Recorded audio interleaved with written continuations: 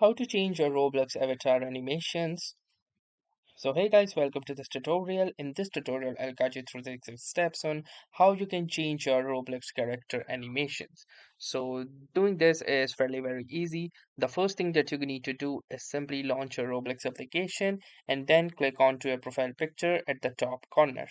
Now once you'll do this, you can see your avatar right here. So you need to click onto this add avatar button, and from here you can select a new avatar as well. Now from here, we're going to click onto this animations options. And once we'll click onto this animation option, this is the marketplace. So click onto this customize instead. Now within the animation, you can choose for a variety of different animations like the full set animations, which is currently set to the default animation package. Then you also have the idle animation as well. You also have the walking animation.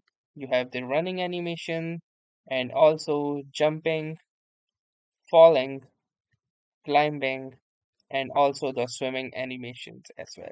So you can choose whatever animation you feel preferred for each one of them, and that's how you can set the perfect animations that you would like. So that was all for this tutorial. Thanks for watching and have a nice day.